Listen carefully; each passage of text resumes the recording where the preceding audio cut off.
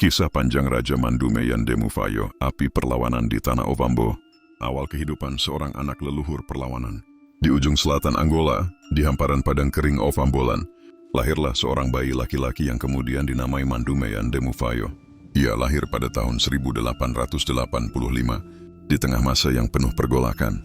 Ayahnya, Raja Yandemufayo, adalah penguasa suku Kwanyama, salah satu kelompok Ovambo yang besar dan berpengaruh.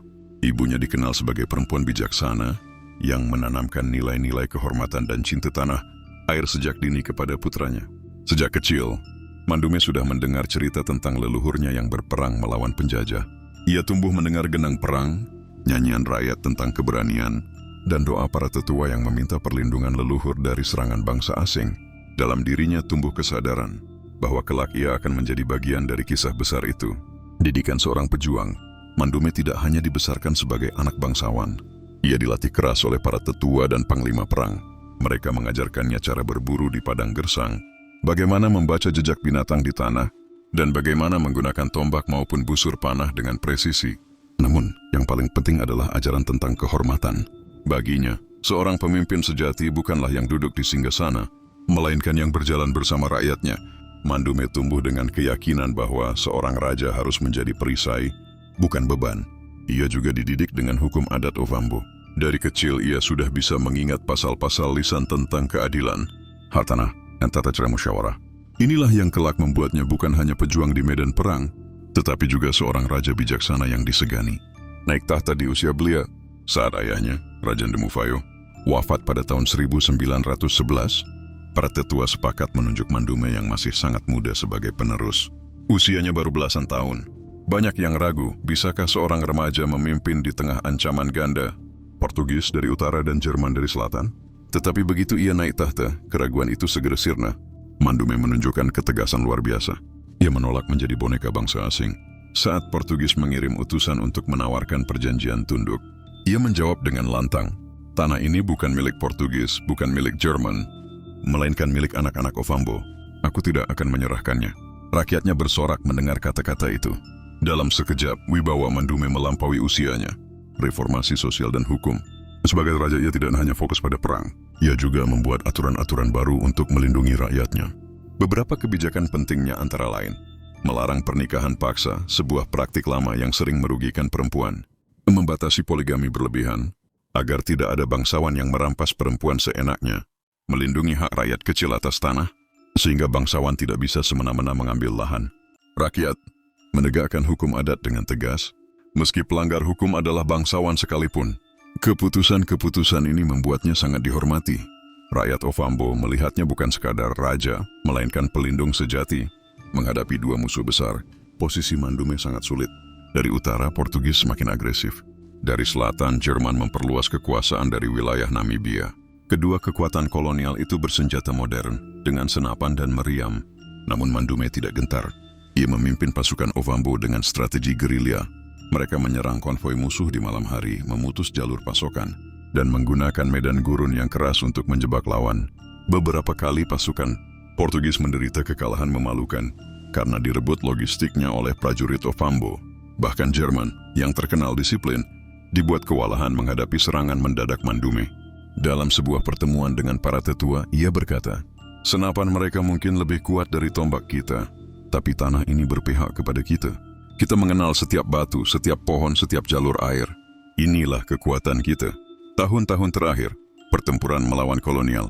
Ketika Perang Dunia Pertama meletus, kekuatan Jerman mulai melemah. Portugis pun melihat kesempatan untuk menaklukkan Ovambo sekali lagi. Bersama sekutu dari Inggris dan Afrika Selatan, mereka melancarkan serangan besar pada tahun 1916. Pertempuran demi pertempuran pecah. Mandume memimpin langsung di garis depan, menolak bersembunyi di belakang pasukan. Ia berdiri tegak dengan tombak di tangan, memberi semangat kepada prajuritnya. Namun senjata modern musuh terlalu kuat. Rakyat Ovambo banyak yang gugur, desa-desa dibakar, dan persediaan makanan dihancurkan. Meski begitu, Mandume tetap berperang. Baginya, lebih baik mati di tanah kelahiran daripada hidup sebagai budak bangsa asing. Gugurnya sang raja muda. Pada awal tahun 1917, di dekat Onjiva, pertempuran besar terakhir terjadi. Pasukan Portugis dan Afrika Selatan mengepung posisi Mandume. Dalam kepungan itu banyak panglimanya gugur. Mandume masih bertahan meski jumlahnya jauh lebih sedikit. Ia menolak mundur, menolak menyerah. Saat peluru musuh semakin dekat, ia berteriak kepada prajuritnya, "Jika kita harus mati hari ini, maka biarlah dunia tahu bahwa Ovambo tidak pernah menyerah." Ketika akhirnya ia terpojok, ia memilih mengakhiri hidupnya dengan cara yang dianggap terhormat oleh bangsanya daripada ditangkap dan dijadikan tontonan musuh. Dengan gugurnya Mandume di usia yang masih sekitar pertengahan 20-an, berakhirlah satu babak perlawanan. Namun api yang ia nyalakan tidak pernah padam. Warisan abadi. Setelah kepergiannya, nyanyian tentang dirinya terus dilantunkan oleh perempuan, Ovambo ketika menumbuk padi, oleh para tetua ketika berkumpul di malam hari, dan oleh para pejuang generasi berikutnya yang melawan koloni. Namanya menjadi simbol keberanian. Di Angola dan Namibia, ia dihormati sebagai pahlawan nasional. Mandume Yande Mufaya dikenang bukan hanya karena pedangnya, tetapi karena hatinya, seorang raja yang melindungi rakyat, seorang pemuda yang menolak tunduk, dan seorang pejuang yang memilih mati dengan kehormatan. Sejarah mencatat, meski hanya memimpin selama 6 tahun, dari 1911 hingga 1917, Mandume menorehkan jejak yang jauh lebih panjang daripada usianya. Baiklah bidaring panjang Mandume Yande Mufaya, raja muda yang menjadi api perlawanan Ovambo melawan kolonialisme. Tindakan dan pencapaian Raja Mandume Yande Mufaya. Satu, naik tahta di usia muda. Setelah ayahnya wafat, Mandume diangkat menjadi raja Kwanyama, bagian dari bangsa Ovambo, pada tahun 1911. Meski masih belasan tahun, ia langsung menunjukkan ketegasan menolak tunduk pada Portugis maupun Jerman. 2. Menolak dominasi kolonial. Ia menolak semua tawaran Portugis maupun Jerman yang ingin menjadikan Kwanyama sebagai daerah taklukan. Baginya, tanah Ovambo adalah warisan leluhur yang tidak boleh diserahkan. 3. Membela hukum adat dan keadilan. Ia menegakkan hukum adat dengan ketat, melindungi rakyat kecil dari penindasan bangsawan maupun pejabat tradisional. Ia menjadikan dirinya teladan, tidak hidup mewah, dan lebih banyak bersama rakyatnya. 4. Melindungi hak kaum perempuan. Mandume melarang praktik pernikahan paksa yang merugikan perempuan. Ia membatasi poligami berlebihan, agar tidak ada bangsawan yang merampas perempuan seenaknya. 5. Mengatur kepemilikan tanah. Ia menetapkan bahwa tanah adalah milik rakyat dan tidak boleh dikuasai oleh segelintir bangsawan. Dengan itu, ia menjaga agar rakyat kecil tetap bisa bertani dan hidup layak. 6. Mengorganisir militer Ovambo. Ia memperkuat pasukan Kwanyama dengan strategi gerilya. Ia melatih prajuritnya untuk menggunakan medan kering dan gurun sebagai keuntungan melawan kolonial. Ia memperkuat benteng-benteng tradisional dan jalur pertahanan di wilayahnya. 7. Menyatukan kelompok Ovambo. Ia berusaha mengatasi perpecahan antar suku Ovambo, mengajak mereka bersatu melawan musuh asing. Ia selalu menekankan bahwa kekuatan mereka hanya bisa bertahan jika bersatu. 8. Melawan kolonial dengan gigih. Ia sempat berulang kali menghadapi Portugis dan Jerman dalam pertempuran. Ia mengalahkan beberapa ekspedisi militer musuh dengan penyergapan, meski senjata mereka lebih modern. 9. Menjadi simbol perlawanan dalam Perang Dunia Pertama. Saat Jerman melemah dalam perang, Portugis dan Afrika Selatan mencoba merebut wilayah Ovambo. Mandume tetap menolak tunduk meski lawannya punya senjata api modern. 10. Gugur dengan kehormatan. Pada awal tahun 1917, ketika pasukan Portugis dan Afrika Selatan mengepungnya, ia menolak ditangkap hidup-hidup. Ia memilih mati sebagai pejuang, menjaga kehormatan bangsanya agar tidak direndahkan oleh kolonial. 11. Warisan sebagai pahlawan nasional. Meski gugur muda, ia dikenang sebagai pahlawan nasional di Angola dan Namibia. Ia dikenang bukan hanya karena keberaniannya berperang, tetapi juga karena keadilannya dalam memimpin rakyatnya.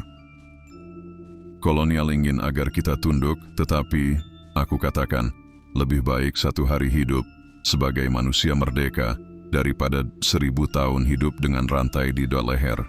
Kehormatan tidak bisa ditukar dengan kehidupan yang hina. Bukan jumlah prajurit yang menentukan kemenangan, melainkan keyakinan.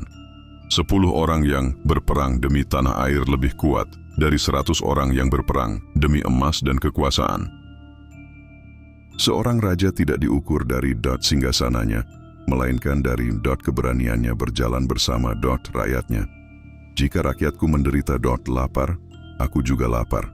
Jika mereka berdiri melawan penjajah, aku berdiri di garis depan bersama mereka. Musuh kita memiliki senapan dan meriam, tetapi kita memiliki sesuatu yang tidak mereka miliki, cinta yang tulus pada tanah ini. Selama cinta itu menyala di dada kita, tidak ada senjata yang mampu membungkam semangat Ovambo. Tanah ini adalah napas leluhur kita, denyut darah para ibu, dan harapan anak-anak yang belum lahir. Selama aku hidup, aku tidak akan menyerahkannya kepada siapapun yang datang dari seberang laut dengan senjata di tangan dan keserakahan di hati. Jika kelak aku gugur, jangan tangisi kematianku. Nyanyikanlah namaku dalam lagu-lagu kalian. Ceritakan kepada anak-anak kalian bahwa seorang raja muda memilih mati sebagai pejuang. Dengan begitu, semangatku akan terus hidup di dalam setiap jiwa Ovambo. Raja tidak boleh menjadi beban rakyatnya. Aku tidak ingin dikenang sebagai orang yang duduk di singgasana emas, tetapi sebagai perisai yang melindungi rakyat dari panah musuh, dan sebagai pohon yang akarnya memberi teduh dan makanan. Ketahuilah bahwa persatuan adalah tombak kita yang paling tajam. Jika kita berdiri terpisah, musuh akan mematahkan kita satu persatu. Tapi jika kita bersatu, bahkan senjata api pun akan gentar menghadapi kita.